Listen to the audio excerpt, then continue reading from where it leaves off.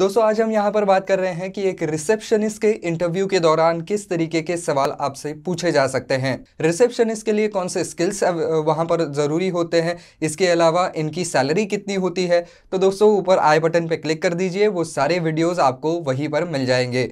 तो चलिए दोस्तों शुरू करते हैं। तो दोस्तों जैसा कि आप सभी जानते हैं कि एक रिसेप्शनिस्ट जब अपने काम पर बैठता है, कोई भी आदमी आता है तो सबसे पहले रिसेप्शनिस्ट से उसका पाला पड़ता है। तो ये सवाल आपको ज़रूर पूछा जा सकता है कि अगर आपके पास कोई ऐसा कस्टमर आया है जो कि बहुत ज़्यादा गुस्से में है, जो कि आपके सर्विस को लेकर के बिल्कुल ही खुश नहीं है, बहुत सारी उसकी कंप्लेंट्स है, बहुत ज़्यादा गुस्से में है और वो आपसे बिल्कुल बदतमीज़ी से बात कर रहा है, आपके ऊपर चिल्ला रहा है, तो फिर आप इस सिचुएशन को कैसे डी एस्केलेट करेंगे, क्योंकि ये बहुत ज़्यादा ज़रूरी है।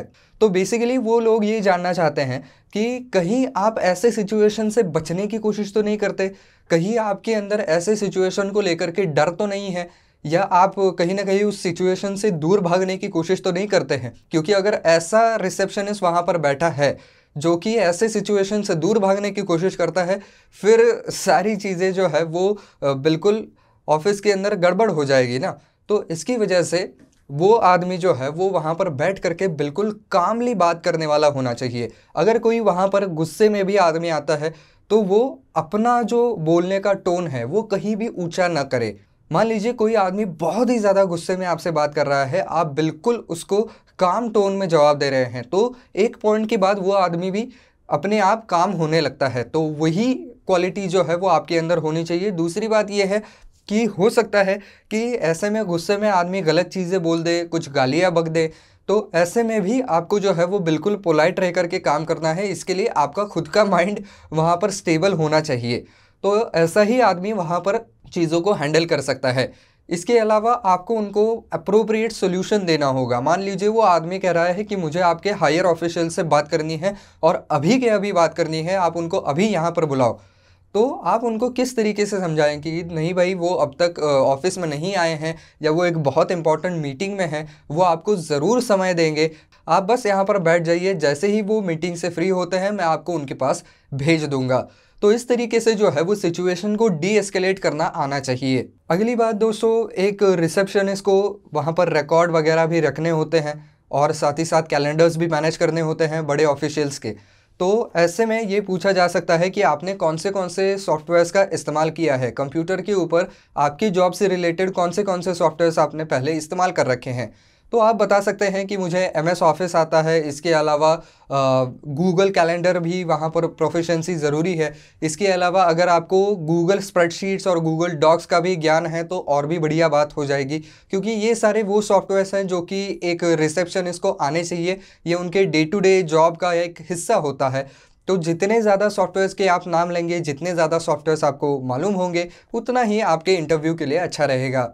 अगली बात है दोस्तों, एक रिसेप्शनिस्ट के पास बहुत सी सेंसिटिव इन्फॉर्मेशन भी हो सकती है।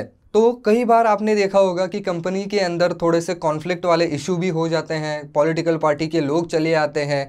तो ऐसे में वो अलग अलग चीज़ें रिसेप्शनिस्ट से ही पूछते हैं, क्योंकि सबसे पहला पाला उनका रिसेप्शनिस्ट से ही पड़ता है, तो वो चीज़ें रिसेप्शनिस्ट से ही पूछते हैं। तो ऐसे में जो भी कॉन्फिडेंशियल डाटा है उसका आप सिक्योरिटी के बारे में कैसे देखेंगे। तो ऐसे में आप बता सकते हैं कि सबसे पहली बात तो मैं ये बात को क्लियर कर लूँगा कि क्या जो आदमी मुझसे कोई भी इंफॉर्मेशन पूछ रहा है उसकी वो अथॉरिटी है, क्या वो आदमी उसे जानने के लिए ऑथोराइज लोग हैं, वो क्या हम ये इन्फॉर्मेशन जो है वो उनको दे सकते हैं, इसके लिए हमें ऑफिस से परमिशन मिली है या नहीं। इसके बारे में आपको सबसे पहले सोचना है, वही आपको बताना होगा इंटरव्यू के अंदर कि मैं सबसे पहले जो है वो इस बात के लिए सोचूंगा कि क्या इस आदमी को इन्फॉर्मेशन दी जा सकती है, क्या ये आदमी ऑथराइज है। दूसरी बात यह है कि आप आपके सारे कम्युनिकेशंस को किस तरीके से प्राइवेट रखेंगे।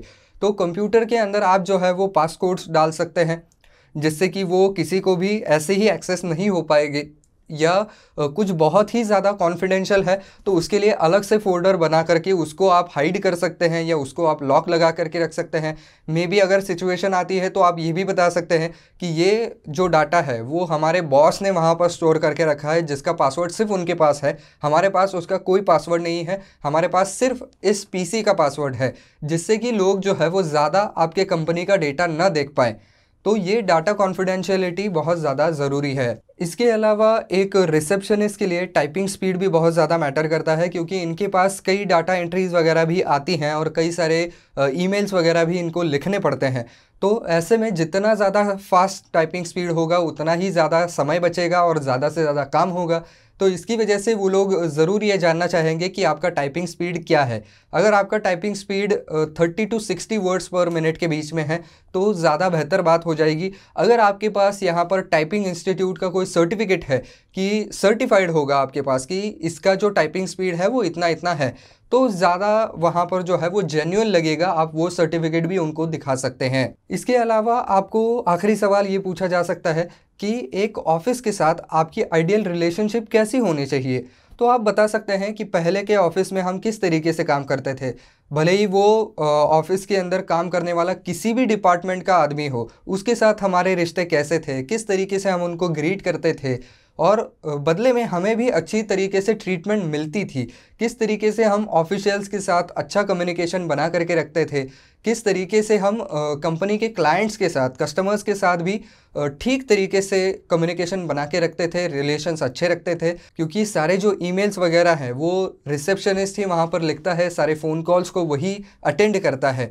तो किस तरीके से आप एक आइडियल रिलेशनशिप रखेंगे ऑफिस में, तो इसके लिए आप इन सारे मुद्दों का वहाँ पर इस्तेमाल कर सकते हैं। तो बस दोस्तों, आज के वीडियो में बस इतना ही। आई होप ये वीडियो आपको पसंद आया होगा, काम का लगा होगा। तो दोस्तों, अगर वीडियो पसंद आया है तो वीडियो को लाइक करना बिल्कुल ना भूलें।